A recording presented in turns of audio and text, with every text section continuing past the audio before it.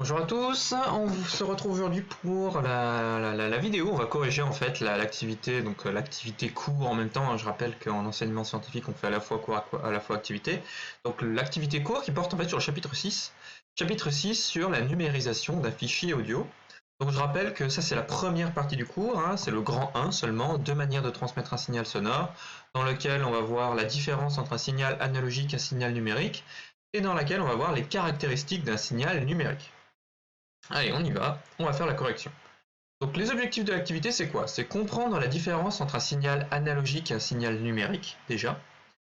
Introduire les caractéristiques d'un signal numérique et comprendre comment le numérique permet la compression. Comment est-ce que lorsqu'on convertit un signal analogique en signal numérique, comment est-ce qu'on fait pour le compresser pour qu'il prenne moins de place sur un support, comme un disque dur ou une clé USB ou sur Internet. Ok? Avant d'aborder la notion de signal numérique, on va d'abord s'intéresser au signal analogique parce que c'est la première manière qui a été inventée de transmettre, de créer un signal, c'est le signal analogique. Alors le document 1, il s'appelle le gramophone. On vous dit, avant l'avènement des ordinateurs, il était possible de stocker un signal sonore sur un support pour pouvoir le réécouter plus tard. Une des premières machines à pouvoir enregistrer et reproduire le son était le phonographe, qui a ensuite été amélioré en gramophone, et le gramophone, vous en avez un ici à droite. Donc c'était le premier objet physique avec lequel on pouvait enregistrer et reproduire un son qui aurait pu être enregistré préalablement. C'est-à-dire qu'on pouvait stocker du son et ensuite le réécouter plus tard. C'est la première fois qu'on pouvait faire ça. Un gramophone permettait de reproduire un morceau de musique, alors je dis bien un morceau de musique ou bien une voix, hein, tout simplement, en lisant, entre guillemets, mécaniquement l'information stockée sur un disque qui était soit en métal, soit en cire, soit en gomme laque, appelé disque phonographique. Donc déjà à l'époque, on disposait de disques qui tournaient et le gramophone, en faisant tourner le disque, arrivait à lire ce qui était stocké dessus. On va voir comment. Alors en fait, ce disque, ça se rapproche très fortement de ce qui existe encore aujourd'hui et qu'on appelle les vinyles. Ok. Alors les vinyles, pour vous montrer rapidement à quoi ça ressemble. Donc voilà, un vinyle, c'est ça. Ok. Vous avez sûrement déjà vu ce genre de disque, d'accord, qui se vend encore aujourd'hui. Ce sont des disques qui peuvent être lus par des platines, qui sont utilisées par les DJ aussi, hein, vous savez. Quand les DJ ils font des petits effets comme ça en tournant des disques et passer des vinyles, et bien les vinyles en fait ils ont un fonctionnement très similaire aux disques phonographiques qu'il y avait à l'époque. Okay. Ensuite, document 2, le disque phonographique, on va voir justement comment l'information est stockée, comment le son est stocké dessus. Un disque phonographique est un support analogique de son enregistré. Sa forme la plus connue est, comme son nom l'indique, une galette, un disque quoi, plate et circulaire en matière synthétique. Un unique sillon en forme de spirale est creusé sur chaque face. Alors si je reprends mon histoire de vinyle ici, en fait vous voyez sur le vinyle, je vais essayer de zoomer dessus, j'espère que ça va marcher. Ça, hop. Donc vous voyez le vinyle, sur un vinyle, vous voyez, des petites lignes comme ça qui se superposent les unes derrière les autres. Alors en fait, c'est pas plusieurs lignes, en fait, il n'y a qu'une seule ligne sur un vinyle qui fait en fait une spirale, comme sur un escargot. Ça veut dire qu'elle part du bord comme ça, et elle se rapproche petit à petit du centre, comme ça, hop, jusqu'à arriver au centre du vinyle, on va dire. Mais en fait, comme la ligne est très fine et qu'elle va très lentement vers le centre, et ben on a l'impression qu'il y a plusieurs lignes qui se superposent, alors qu'en fait non, il n'y a qu'une seule ligne, une seule rayure et un seul sillon à l'intérieur du disque. Exactement comme pour les disques phonographiques, c'est exactement la même chose. Okay.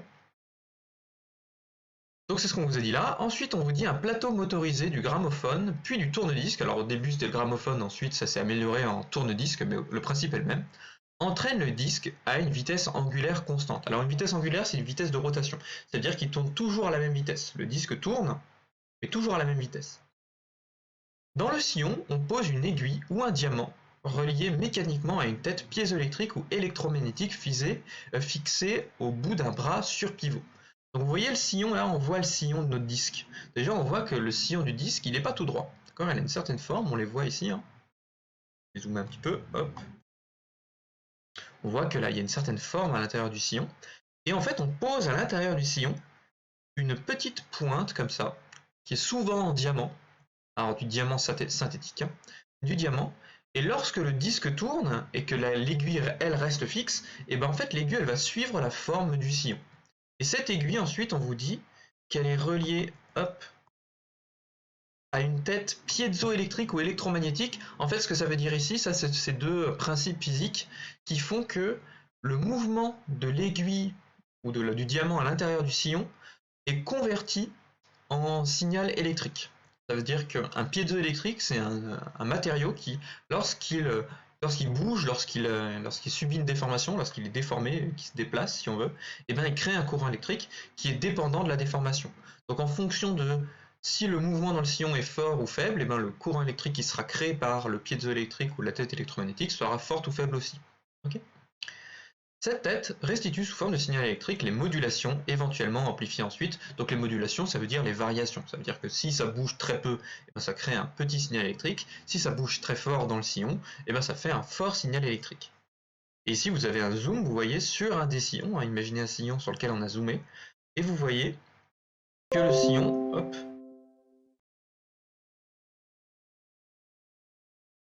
donc si on zoome sur l'image, vous voyez que le sillon, eh ben, il a une certaine forme. Il n'est pas tout droit, d'accord, il est un petit peu sinueux.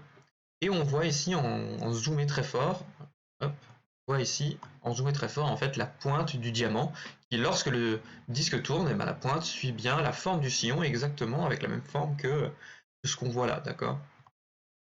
Ça c'est le principe du phonographe et du disque phonographe, enfin du gramophone pardon et du disque phonographique. Alors question 1. Vous trouverez ci-dessous le diagramme de fonctionnement d'un phonographe. Alors ici vous avez un diagramme de fonctionnement. Dans un diagramme de fonctionnement, vous retrouvez dans les cases en fait les objets, les différentes parties physiques d'un objet. Et ici, ces objets sont reliés par des flèches et les flèches ici elles représentent la forme que prend notre signal sonore. Est-ce qu'il a pour l'instant une forme de signal électrique ou est-ce qu'il a plutôt une forme de onde mécanique qui se propage dans l'air, etc. D'accord ? C'est ça qui est représenté par les flèches. On vous dit, complétez les flèches avec les termes suivants. Forme de signal électrique, forme de gravure dans un support, forme d'une onde mécanique se propageant dans l'air. Donc ici, on a le son, il prend trois formes différentes. On va dire, plutôt le signal sonore prend trois formes différentes. Et ces trois formes différentes, il va falloir les associer aux trois termes qui sont là. Alors on commence par le disque phonographique, ça veut dire que ça c'est vraiment le support de stockage du son, le disque phonographique. Ensuite sur le disque phonographique, on dépose une tête de lecture, vous vous rappelez c'est ça. Et comment se trouve le signal sonore sur le disque phonographique?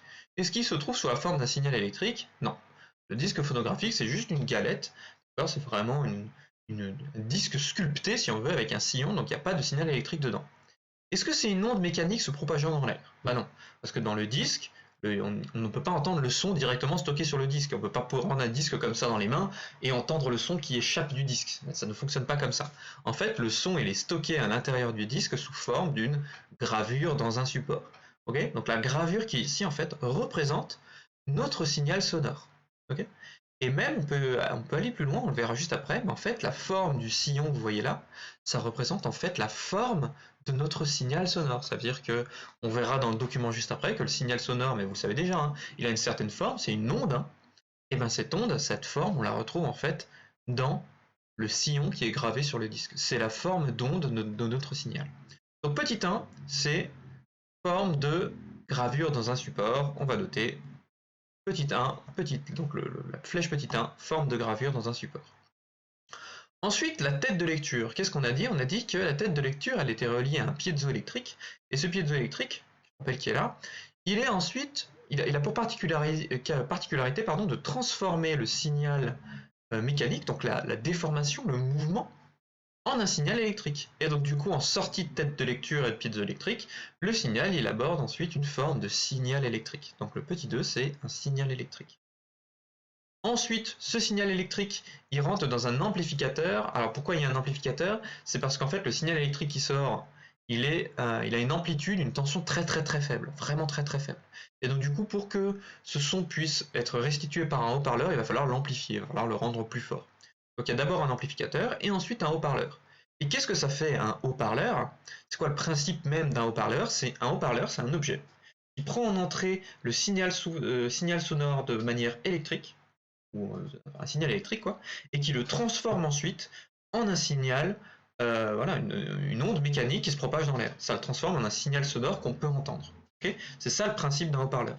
Donc le haut-parleur, il prend en entier le signal électrique et il sort en sortie une forme d'une onde mécanique se propageant dans l'air. Donc petit 3, forme d'une onde mécanique se propageant dans l'air. Okay.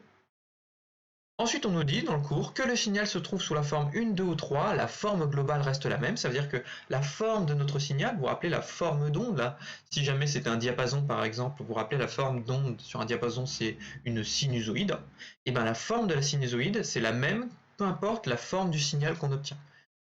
On observerait, si on avait enregistré un diapason sur un disque, on observerait un sillon en forme de sinusoïde. Ensuite, le signal électrique qui sort de la tête de lecture, si on l'observait avec un ordinateur par exemple, on verrait un signal électrique, un signal sinusoïdal électrique. Et ensuite, en sortie du haut-parleur, l'onde sonore qu'on entend, là, la propagation mécanique dans l'air, c'est aussi un signal sinusoïdal. Donc ça veut dire que la forme reste la même dans les trois cas. Ça, c'était la question 1.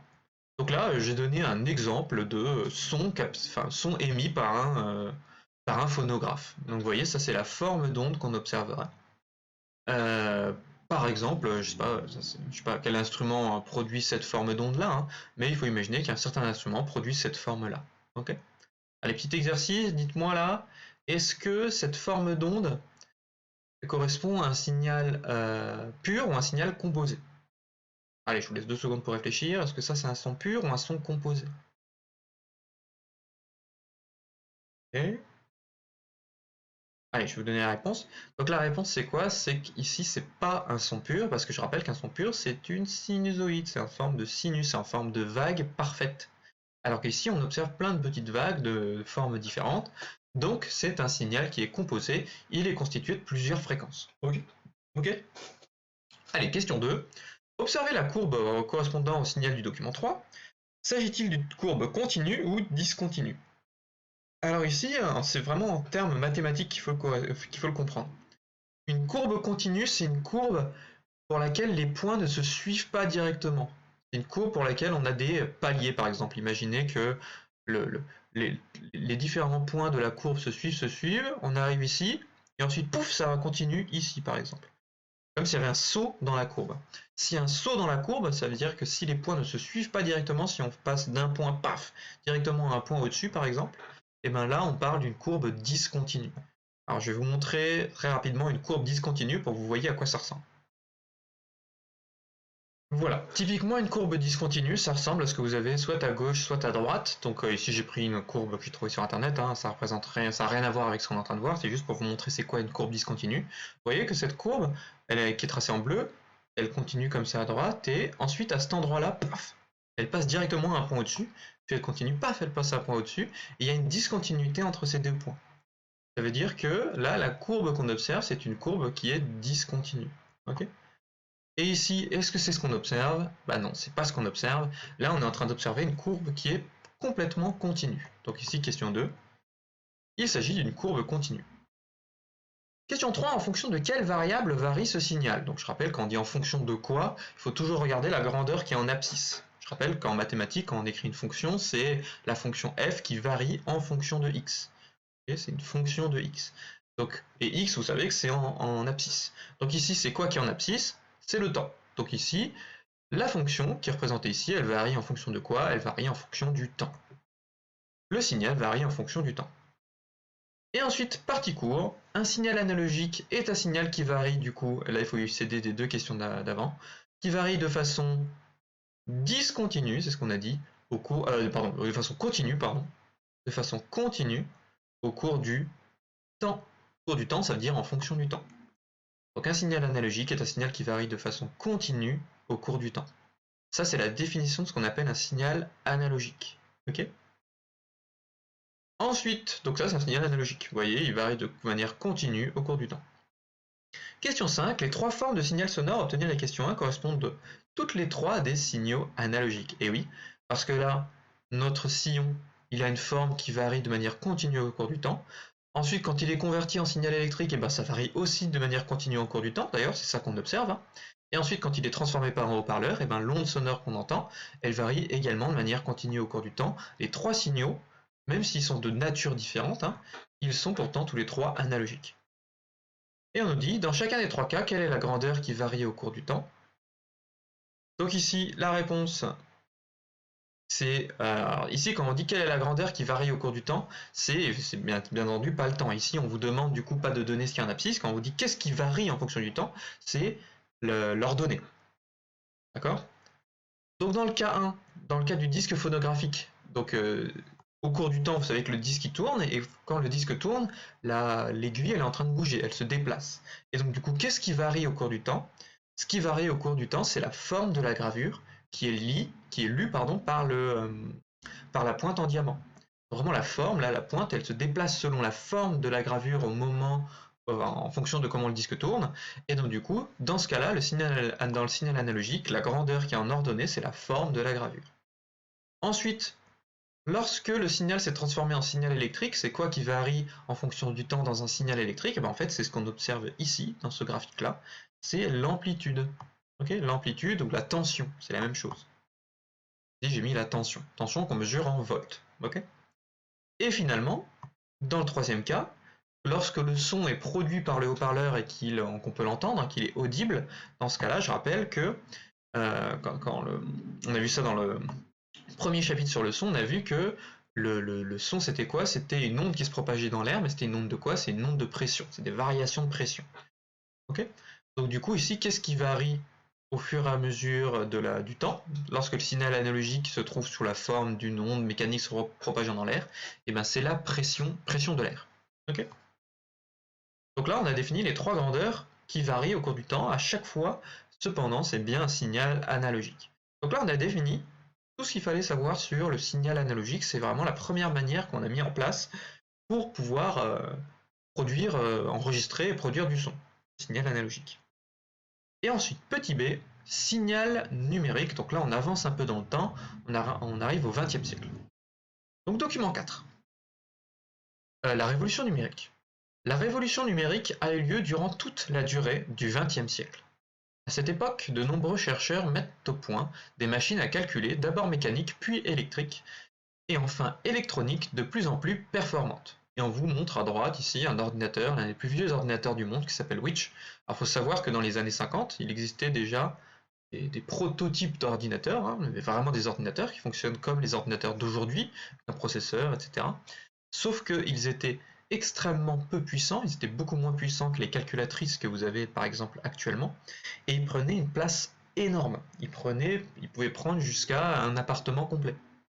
Pour pouvoir faire des calculs, je vous dis, hein, des calculs très simples de multiplication, de division, et ils étaient moins puissants que vos calculatrices. Donc il faut dire qu'à l'époque, c'était vraiment les balbutiements de l'informatique. Ensuite, on nous dit, à la différence du passé, donc avant l'apparition des ordinateurs, hein, à la différence du passé, ces machines ne traitent plus des signaux analogiques, trop soumis à l'usure matérielle et au bruit parasite, mais traitent désormais de l'information, codée sous forme d'un signal qui ne peut prendre que des valeurs discrètes. Alors, déjà, pourquoi est-ce qu'on a laissé tomber le signal analogique? Alors le signal analogique, vous voyez, donc ce signal-là, hein, cette forme de signal-là, en fait, elle a un gros problème. On le voit particulièrement ici. C'est que le signal analogique, il est très dépendant, enfin, il est fortement soumis plutôt à l'usure du temps. Ça veut dire que prenez un disque par exemple comme ça et grattez-le, simplement, grattez-le avec votre ongle, et ben vous avez complètement détérioré votre signal sonore. Ce sera de bien moins bonne qualité. Et au fur et à mesure, vous savez que les matériaux ils se détériorent d'eux-mêmes, hein, ils vieillissent et donc, du coup ils se déforment. Et donc au fur et à mesure du temps, on perd notre signal et au bout d'un moment il devient inaudible. C'est pareil pour le signal analogique lorsqu'il est sous forme électrique. Lorsqu'il est sous forme électrique, en fait, ce qui peut se passer, c'est qu'il peut y avoir, par exemple, des interférences ou ce genre de choses. Par exemple, à l'époque, quand on écoutait la radio, ben, vous saviez que les radios, c'était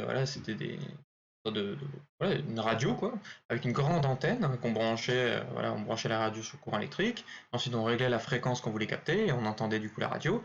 Et là, le signal était transmis sous forme analogique. Et donc, du coup, ce qui pouvait se passer, c'est qu'il suffisait qu'il y ait des petites interférences et donc, du coup, on n'entendait plus rien à la radio. Donc, le signal était vraiment soumis, le signal analogique est vraiment soumis aux perturbations environnementales. Ok? Donc, du coup, le numérique, ce qu'il a décidé de faire, enfin, quand on a décidé de passer au numérique, c'est qu'on s'est dit on va changer la forme du signal, on va plus coder la forme vraiment du signal, mais on va le transformer de telle manière à ce que ce soit plus simple à transmettre et à stocker, et que ce soit beaucoup moins soumis à tout ce qui est perte d'information, usure du temps, etc. Donc on a vraiment changé de méthode de stockage et de transmission de l'information. On ne va pas rentrer dans le détail vraiment aujourd'hui. Vous connaissez peut-être, hein, c'est avec cette histoire d'octets, de bits en informatique, etc. On a vraiment changé la manière dont on appréhende l'information. Ok ? Et ensuite on vous dit, voilà, codé sous forme d'un signal qui peut prendre que des valeurs discrètes. On verra ce que ça veut dire après. Et ensuite, document 5, différence analogique numérique. 6 contres sont représentés 2 signaux. En vert est représenté un signal analogique et en bleu le signal numérique correspondant. Le signal numérique ne prend que des valeurs accessibles sur le quadrillage de fond. Ça, c'est très important. Vous voyez que sur le graphique qui représente notre signal, vous avez un quadrillage. Okay, un quadrillage avec une... c'est pas vraiment les carreaux, ils sont pas carrés, du coup. Ils ont une certaine largeur et une certaine hauteur. Et en fait, le signal sonore, il ne peut déjà être que horizontal. D'accord, il peut avoir que des traits horizontaux. Et ils ne peuvent se placer que sur les lignes qui sont accessibles. Il ne peut pas y avoir de signal sonore, si je zoome un peu, il ne peut pas y avoir de signal numérique entre deux lignes, par exemple ici, entre deux lignes. C'est forcément sur une ligne. Ok ? Très très important. Pour le signal numérique, on ne peut pas être entre deux lignes, comme un signal analogique pourrait le faire. Ok ? Donc, question 6. D'après le document 5, un signal numérique est-il continu ou discontinu? Par rapport à ce que j'ai dit avant, vous voyez que le signal numérique il avance et paf, il passe au-dessus, paf, il passe en dessous, paf, il passe en dessous. Donc là, on a clairement un signal qui est discontinu. Donc on note, signal numérique, le signal numérique est un signal discontinu. Question 7. Un signal numérique peut-il prendre toutes les valeurs de tension? En utilisant le document 4, comment qualifie-t-on les valeurs que peut prendre le signal numérique? Donc déjà, un signal numérique, c'est forcément, quasiment forcément, un signal qui est électrique. Ça veut dire que la grandeur en ordonnée quand on trace ce signal, c'est la tension. Pourquoi c'est toujours comme ça? C'est parce que les signaux numériques sont traités par des ordinateurs, et les ordinateurs, ils sont numériques, ils sont électriques, pardon. Donc du coup, c'est quasiment tout le temps la tension. Ensuite, est-ce que du coup le signal sonore peut prendre toutes les valeurs de tension? On a dit que non, il est obligé de se placer sur les différentes lignes qui sont accessibles. Et donc du coup, le signal ne peut pas prendre toutes les valeurs de tension. On dit, et ça c'est un mot qu'il faut connaître, qu'il ne peut prendre que des valeurs discrètes. Des valeurs discrètes, c'est un peu, c'est l'opposé si vous voulez, de valeurs continues. Valeur discrète, c'est qu'un certain nombre de valeurs. Donc on va noter, le signal numérique ne peut prendre que certaines valeurs de tension, on dit qu'il ne peut prendre que des valeurs discrètes. Discrète, c'est quand on ne peut prendre que certaines valeurs. Okay. Et donc du coup, question 8. Un signal numérique, donc il faut remplir le passage qui est là, hein. Un signal numérique est un signal qui varie de façon, alors du coup, discontinue, ce qu'on vient de dire, hein, c'est plus continu, au cours du temps, toujours au cours du temps. Le signal ne peut prendre qu'un nombre fini de valeurs discrètes, okay, en passant de l'une à l'autre par palier. Alors pourquoi par palier? Vous voyez qu'on avance, on est constant pendant un moment, et paf, on passe un palier et on arrive à la valeur de tension suivante, puis on passe un palier, on arrive à la tension suivante, on passe un palier, on arrive à la tension suivante. Passer par palier d'une tension à l'autre, c'est comme dire passer, avoir une forme d'escalier si vous voulez. Okay, c'est un peu une forme d'escalier qu'on a là. Okay, ça, définition à connaître. Hein. Donc on continue, les ordinateurs fonctionnent et stockent des données numériques. Le diagramme représentant la chaîne d'acquisition d'un son sur un ordinateur est différent de celle d'un phonographe. Complétez les 3 flèches avec les termes suivants. Forme de signal électrique analogique, forme d'un signal mécanique se propageant dans l'air, forme de signal électrique numérique. Donc ici, là en dessous, vous avez exactement comme pour le gramophone du dessus, hein, ce qu'on avait là-bas, là-dessus, là, question 1. On a un diagramme qui représente le fonctionnement du coup d'un, imaginons un ordinateur qui produit un son via un haut-parleur. Donc d'abord le son il se trouve où? Il se trouve sur la mémoire de l'ordinateur. Okay, ensuite il est envoyé à ce qu'on appelle un convertisseur numérique analogique. Alors ici il faut justement que je fasse une petite remarque. Pourquoi est-ce qu'on est obligé de transformer le signal numérique en signal analogique? Parce qu'en fait le signal sonore produit par un haut-parleur, ce qu'on a vu avant, hein, il est analogique. Nos oreilles, elles entendent, elles, un signal analogique. Elles ne comprennent pas ce que c'est un signal numérique.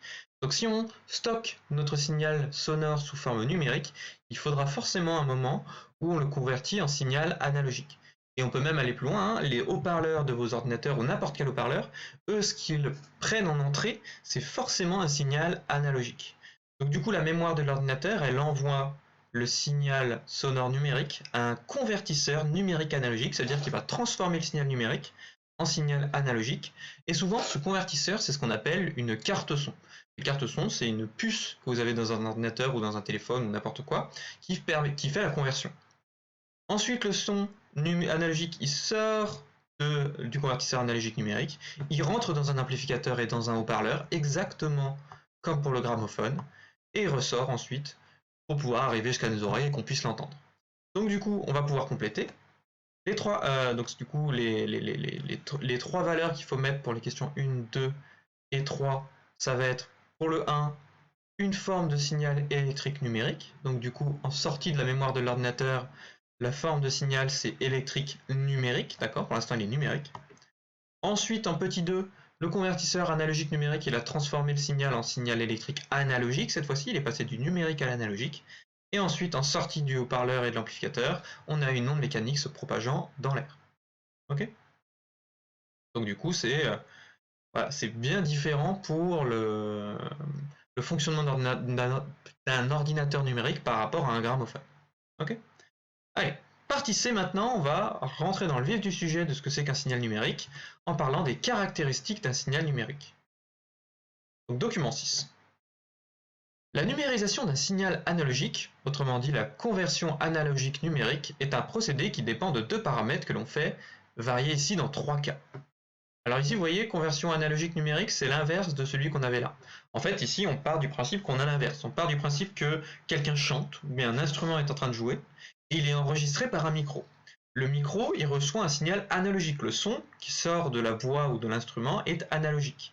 Et pour pouvoir être stocké dans un ordinateur, il va falloir le convertir en signal numérique. Donc ici, on va faire l'inverse, on va prendre un signal analogique et on va le transformer en signal numérique. Et ici, on vous montre en fait en vert 3 fois le même signal analogique. Et ensuite, en bleu foncé, vous avez le signal numérique correspondant dans 3 cas différents, avec 3 paramètres différents pour pouvoir stocker le signal. Et on va voir c'est quoi ces 3 paramètres. Donc question 9 déjà. En comparant les signaux numériques 1 et 2, donc celui-là et celui-là, quelle différence pouvez-vous constater? Alors ici, il faut regarder en fait la grille de fond. Vous voyez? Regardez la grille de fond. Dans le document 1, je zoome un peu. Voilà. Dans le document 1, vous voyez que la grille, elle est beaucoup plus fine selon l'axe horizontal. Les différentes lignes verticales sont beaucoup plus rapprochées les unes des autres par rapport au document 2. Et vous voyez que ça a pour conséquence le fait que le signal numérique dans le document 1, il a des paliers qui sont plus courts, alors que ici ils sont plus longs. Ok? Ça, c'est la différence qu'on constate. Donc on note, on observe que dans le signal 2, là, hein, les paliers sont plus longs. Le signal numérique est moins défini selon l'axe horizontal. Alors défini, la définition dans ce cas-là, c'est le nombre de points qui sont placés sur le graphique. Donc ici, comme les paliers sont plus longs, et ben, il y a moins de points que par rapport au signal 1. Et donc du coup, on dit que le signal numérique ici, il est moins défini. Okay, c'est pour ça que j'ai dit ici, il est moins défini. Question 10. Quel est l'intervalle de temps ΔT entre deux acquisitions dans le document 1, dans le signal 1 et dans le signal 2? Alors ici, on va regarder le signal 1 déjà. Dans le signal 1, vous voyez qu'on vous a mis une petite échelle en bas. On vous indique que 4 carreaux de large, c'est 9,07 x 10 puissance moins 2 millisecondes. Attention, c'est des millisecondes. Donc du coup, sur le signal 1, il va falloir qu'on fasse un petit produit en croix pour savoir combien dure un palier, parce que c'est ça qui compte en fait. Ça, hein. Quand on vous demande l'écart de temps entre deux acquisitions, l'acquisition entre là et là, le temps qui s'écoule, c'est bien la durée d'un palier. Et donc du coup, on remarque que 4 carreaux, vous voyez ici que 4 carreaux ici, ça correspond à 9,07, attention, x 10 puissance moins 5 secondes. Parce que ici, on a 9,07 x 10 puissance moins 2 millisecondes, donc si je convertis en secondes, ça fait bien 9,07 x 10 puissance moins 5 secondes. Ok. Ensuite, On voit que chaque palier dure un carreau, donc ici j'ai mis un carreau, et ensuite j'ai fait un produit en croix, et je trouve que l'écart de temps qu'on note ΔT c'est une durée, un écart, hein, ça fait 2,27 fois 10 puissance moins 5 secondes. Pour le signal 1. Et pour le signal 2, on fait exactement pareil. Pour le signal 2, on a, hop, 2 carreaux, ça fait 2,5 fois 10 puissance moins 4 secondes, hein, parce que ici on vous dit que 2 carreaux, ça fait 2,5 fois 10 puissance moins 1 milliseconde, donc on fait la petite conversion en secondes. On voit que chaque palier dure un carreau, donc j'ai mis un carreau ici, produit en croix, et je trouve que chaque palier dure 1,25 fois 10 puissance moins 4 secondes. Ok? Ensuite, question 11. Un peu. Lorsqu'on parle de conversion analogique numérique, on parle plutôt de fréquence d'échantillonnage notée FE. Alors en fait, vous voyez la durée des paliers là qu'on vient de mesurer. En fait, c'est pas celle-là la grandeur qui est utilisée par les gens qui travaillent justement dans ce domaine-là, dans le domaine de la conversion analogique numérique. Ils n'utilisent pas le temps, la durée d'un palier, mais ils utilisent la fréquence d'échantillonnage qui est définie en fait comme étant 1 sur la durée d'un palier. Ok ? Avec ΔT, l'écart de temps entre deux acquisitions successives. Donc comme on a fait dans la question précédente, la question 10, comme on a mesuré la durée d'un palier, maintenant il n'y a plus qu'à utiliser cette formule-là pour calculer ce qu'on appelle la fréquence d'échantillonnage, qui est en fait 1 sur la durée d'un palier. Donc faisons-le pour les deux signaux. Parti.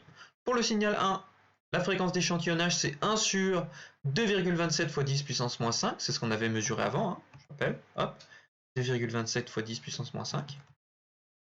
Ce qui fait 44 fois 10 puissance 3 Hz, autrement dit 44 kHz. Okay, donc la fréquence d'échantillonnage dans le document 1, c'est 44 kHz. Ensuite, pour le document 2, le signal 2, pardon, ici on avait trouvé 1,25 fois 10 puissance moins 4 secondes pour ΔT. Donc si on fait 1 sur ΔT, on fait 1 sur 1,25 fois 10 puissance moins 4, et on trouve 8 fois 10 puissance 3 Hz égale 8 kHz. Je rappelle, Hz, hein, c'est bien l'unité de la fréquence. Donc on voit que la fréquence d'échantillonnage n'est pas la même pour les deux signaux. Ok? Donc ça c'était la question 11. Question 12. Entre les deux signaux 1 et 2, lequel vous semble le plus proche du signal analogique? Alors zoom un peu pour voir. Regardez les deux signaux là. Le signal vert et le signal bleu. On voit bien que le signal bleu, il a tendance à suivre la forme du signal vert. Ok? Dans les deux cas.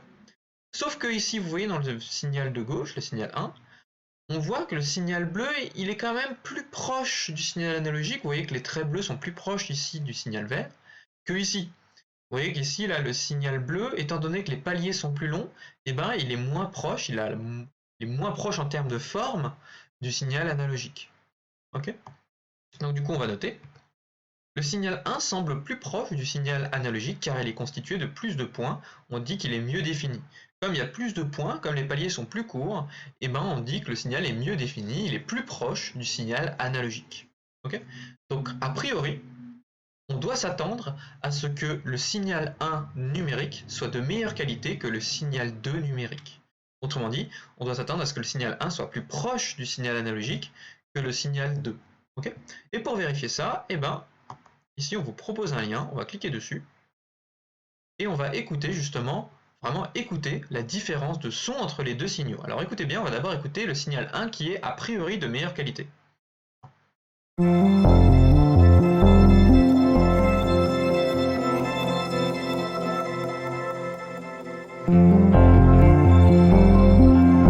Voilà, donc j'ai mis 10 secondes, hein, on a entendu notre signal. Maintenant écoutons le signal 2 qui a l'air de moins bonne qualité, vérifions si c'est bien le cas.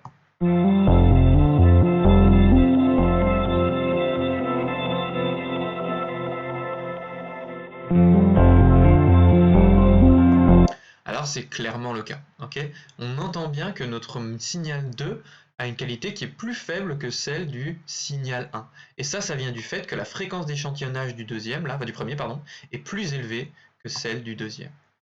Donc du coup, on peut noter, question 13, le signal 1 semble en effet plus fidèle que le signal 2, ou en tout cas de meilleure qualité. Ok. Donc je ne l'ai pas dit, mais question 11, hein, cette formule-là, la fréquence d'échantillonnage, attention, petit cœur à côté, il faut connaître.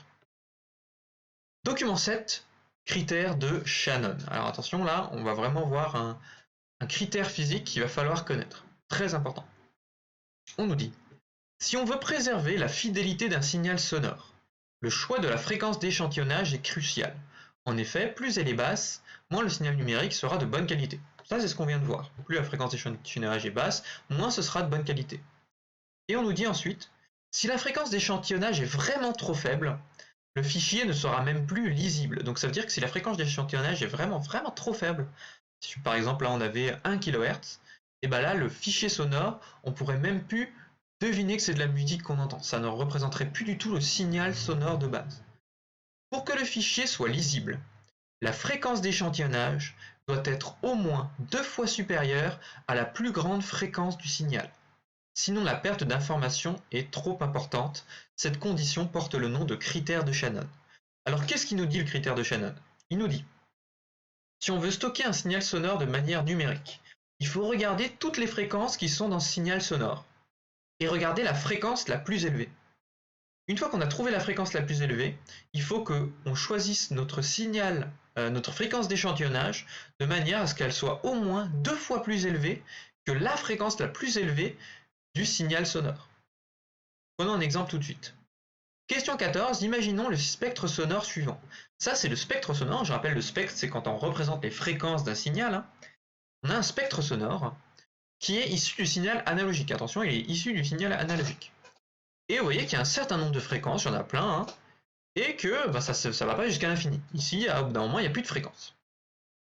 Et on nous demande, question 14, quelle sera la fréquence d'échantillonnage minimale pour que le signal sonore numérique soit lisible? Autrement dit, si on applique le critère de Shannon, quelle fréquence d'échantillonnage minimale il faut considérer? Alors ici, qu'est-ce qu'on nous dit?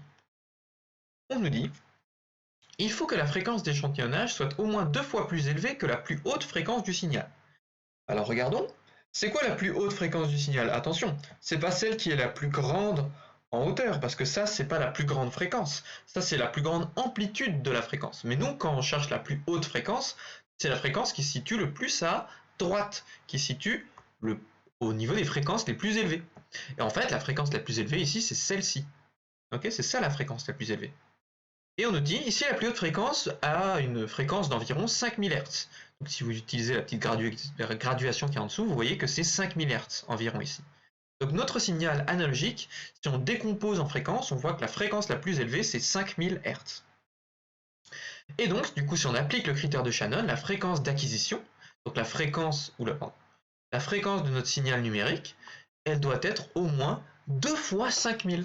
C'est ça le critère de Shannon, c'est au moins 2 fois la plus haute fréquence. En l'occurrence, du coup, ici, si on fait 2 fois 5000, on obtient 10 000 Hz, autrement dit 10 kHz. Donc ici, notre signal sonore, il faut qu'il ait une fréquence d'acquisition d'au moins 10 kHz, au moins 10 000 Hz, sinon après le signal n'est plus lisible, il n'est plus audible, on ne peut plus comprendre ce qui est dedans. Ok? Donc ça c'est le critère de Shannon, très important. On peut vous poser cette question au bac. On peut vous présenter un signal comme ça et vous dire, en appliquant le critère de Shannon, définir la fréquence d'acquisition minimale. Okay? Question 15, revenons au document 6, maintenant comparons les signaux 1 et 3. Je rappelle, pour l'instant, on s'est intéressé qu'aux signaux 1 et 2, maintenant on va regarder les signaux 1 et 3.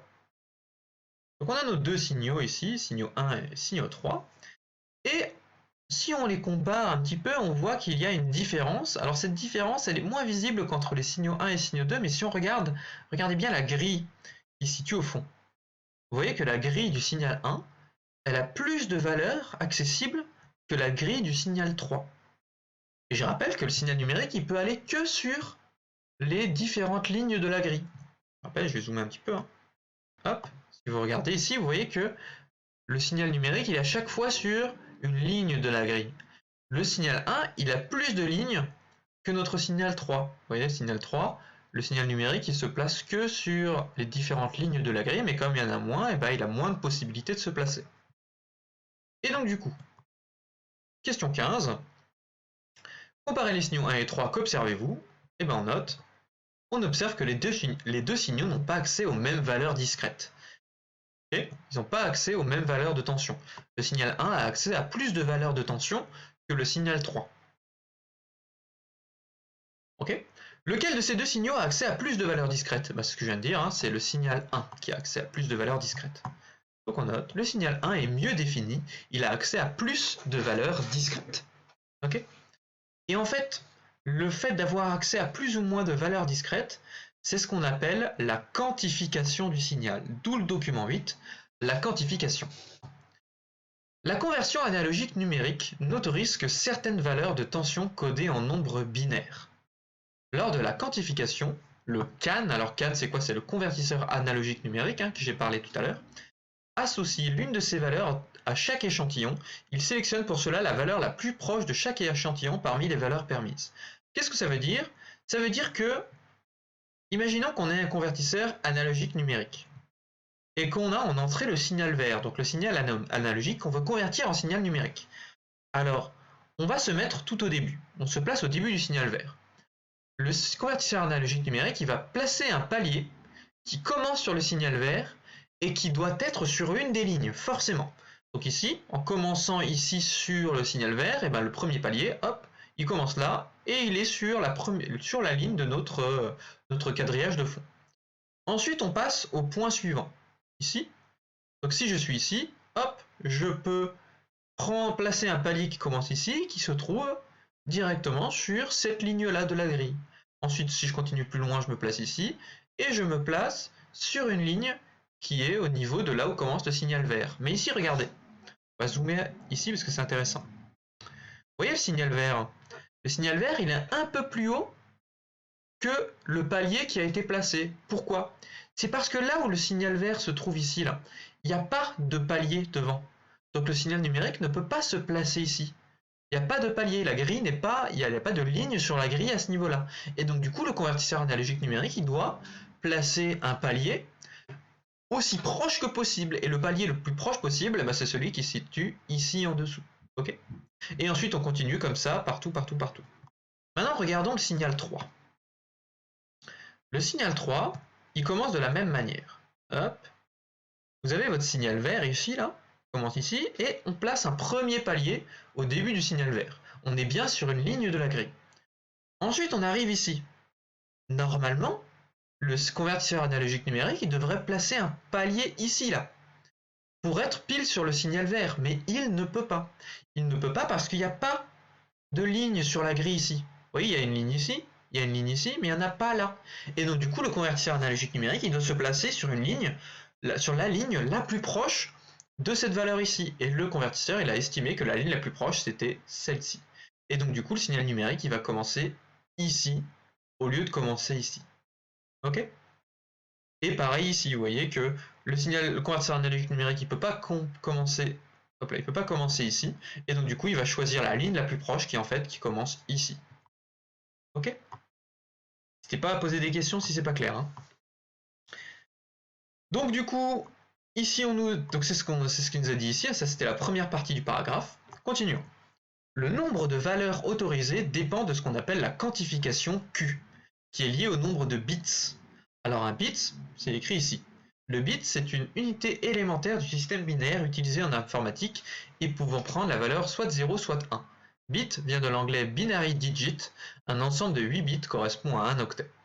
Alors là, on ne va pas rentrer dans le détail, mais sachez que sur un ordinateur, l'information, les données numériques sont codées sous forme d'une suite de 0 et de 1, qu'on appelle des bits. Ça se note comme ça, B-I-T-S, des bits. Ok ? Et la quantification, justement, elle est liée au nombre de bits qu'on a choisi de placer, d'allouer au stockage de notre signal sonore. Donc ici, lié au nombre de bits que propose le CAN, donc le convertisseur analogique numérique, est choisi par l'utilisateur. La différence de tension entre deux valeurs autorisées consécutives est appelée pas de quantification et notée P. Plus le nombre de bits est élevé, plus la quantification est fine, plus le pas est faible, plus les valeurs autorisées sont proches et meilleure sera la numérisation. Donc en fait, le pas P là, dont on vous a parlé, c'est d'une certaine manière la différence entre deux paliers consécutifs possibles. Vous voyez, c'est l'écart entre deux lignes de notre grille. Okay ? Donc ici, l'écart entre deux lignes de notre grille, elle est beaucoup plus fine que l'écart entre deux lignes de la grille dans le signal 3. Ok. Ok, donc ça c'est bon. Question 17 du coup. Entre les signaux 1 et 3, lequel a le pas P le plus petit? Donc je viens de le dire. Le pas P le plus petit, c'est dans le signal 1. En déduire lequel a la quantification la plus grande? Eh bien, on vient de le dire, plus le pas est petit, et plus le pas est fin, plus le pas est petit, plus la quantification est élevée. Associez alors aux deux signaux la quantification Q égale 16 bits et Q égale 4 bits. Alors comme le signal le mieux défini c'est le signal 1, c'est lui qui aura la quantification la plus élevée, autrement dit 16 bits. Et le signal 2 ce sera 4 bits. Donc on peut le dire, le signal 1 a le pas P le plus petit. Il a donc la plus grande quantification. On peut donc associer au signal 1 la quantification Q égale 16 bits et au signal 3 la quantification Q égale 4 bits. Okay, et on peut écouter justement la différence entre ces deux signaux là-dessus. Donc le signal 1 et le signal 3. Donc je vais refaire écouter le signal 1 pendant 10 secondes.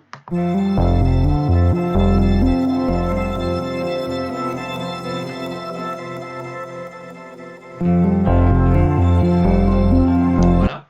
Et maintenant on va écouter le signal 3 qui a la même fréquence d'échantillonnage mais qui a cette fois-ci une quantification plus faible. Ça veut dire que le pas entre deux valeurs successives de tension dans le signal numérique est plus élevé dans le morceau 3. Donc écoutons ce que ça donne.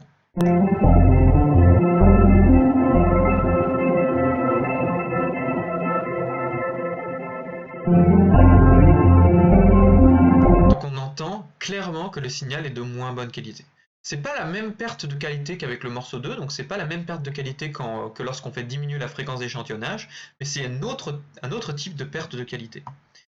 Donc du coup, question 18, la qualité de la numérisation sera d'autant plus grande que la fréquence d'échantillonnage sera grande et que la quantification sera sur un grand nombre de bits. Donc il faut que la fréquence d'échantillonnage, pour qu'un signal soit de bonne qualité, il faut que la fréquence d'échantillonnage soit élevée. Vous avez vu que 44 kHz ça permet d'avoir une bonne qualité sonore, mais 8 kHz c'est pas une bonne qualité sonore. Et il faut que la quantification soit aussi élevée, il faut qu'elle soit sur un grand nombre de bits. 16 bits c'est mieux que 4 bits, c'est une meilleure qualité. Et on va terminer en faisant le lien entre la fréquence d'échantillonnage et la quantification avec la taille d'un fichier audio. Et c'est ce qu'on va voir dans le document 9. Donc le document 9 il nous dit la taille d'un fichier informatique se mesure en bits, okay, tout comme la quantification, on mesure la taille d'un fichier en bits. Cependant, on préfère utiliser une unité plus commode, l'octet, qui correspond en fait à 8 bits. Donc en effet, les signaux, ou tout ce qui est données numériques, ça se mesure en bits, mais on a choisi de regrouper les paquets de bits de n'importe quel fichier numérique par paquet de 8, et le paquet de 8 bits, on appelle ça un octet. Ensuite, pour calculer la taille d'un fichier audio en octet, on applique la formule n, donc la taille du fichier en octet, c'est la fréquence d'échantillonnage fois la quantification en bits divisé par 8, fois le nombre de voix. Alors le nombre de voix, c'est, vous savez que les fichiers audio, surtout toutes les musiques, elles sont en stéréo. Ça veut dire qu'il y a deux voix dans le fichier audio. Il y a une voix pour l'oreille droite et une voix pour l'oreille gauche. Okay, donc du coup, s'il y a deux voix, eh bien, il faut remplacer n par 2, et s'il n'y a qu'une seule voix, il faut remplacer n par 1. C'est assez logique. Si on remplace n par 2, ça fera un fichier à la fin qui sera 2 fois plus grand que s'il n'y avait qu'une seule voix. C'est normal, parce que si on a deux fichiers sonores différents par oreille, c'est normal que le fichier, dans sa globalité, soit 2 fois plus grand. Et fois delta t c'est la durée du fichier. Plus le fichier est long, plus le signal sonore numérique pèsera lourd sur l'ordinateur. On vous dit le nombre de voix n dépend du mode de reconstitution sonore, n égale 2 si le son est stéréo, donc une piste par oreille, et n égale 1 si le son est mono. Question 19. Comment évolue la taille d'un fichier audio avec la fréquence d'échantillonnage FE avec la quantification? Vous voyez que si la fréquence d'échantillonnage augmente, la taille du fichier augmente, et si la quantification augmente, la taille du fichier augmente aussi. Donc on note... On observe que la taille d'un fichier audio augmente avec la fréquence d'échantillonnage et la quantification Q. Alors c'est augmente avec la fréquence d'échantillonnage et la quantification. Question 20. Calculer la taille des fichiers du document 6 en partant du principe que ce sont tous des fichiers mono de durée 10 secondes. Donc on y va. Question 20. Pour les trois signaux, on considère que n égale 1 et delta t égale 10 secondes. Donc là j'ai fait un petit tableau récapitulatif pour faire le calcul. On a le signal 1, le signal 2, le signal 3. Pour le signal 1, on a une fréquence de 44 kHz, donc 44 000 Hz. On a une quantification de 16 bits. Je remplace ça dans ma formule, donc j'ai fait 44 000 fois 16 divisé par 8, fois 1, fois 10, J'ai remplacé par toutes les données et j'ai trouvé 880 000 octets, autrement dit 880 kilooctets si vous avez l'habitude de cette unité. Le fichier numéro 2, il a une fréquence d'échantillonnage de 8000 Hz, une quantification de 16 bits, et au total, si on remplace dans la formule, ça fait 160 000 octets. Et finalement, le document 3, le signal 3, il a 44 000 Hz de fréquence d'échantillonnage, mais seulement 4 bits de quantification, et on obtient une taille de 220 000 octets. Ok ? Donc on voit bien que le signal qui a la plus grande fréquence d'échantillonnage et la plus grande quantification, c'est celui qui est le plus lourd, mais c'est aussi celui qui est de meilleure qualité. Voilà, ça conclut cette première partie du chapitre 6. Vous voyez, c'est assez long, c'est assez dense. N'hésitez pas à venir me poser des questions sur l'ismatique, je suis là pour ça, j'y réponds. Dans la partie prochaine, donc dans le grand 2, on s'intéressera toujours au signal numérique, sauf que cette fois-ci, on verra comment, tout en gardant la même fréquence d'échantillonnage et la même quantification, comment est-ce qu'on peut faire pour que la taille d'un fichier audio ne soit pas trop élevée et qu'on puisse la transmettre par internet par exemple, ou bien qu'on puisse la stocker sur un ordinateur sans perdre quasiment de qualité. Voilà, allez, je vous souhaite du coup une bonne fin de journée et à bientôt.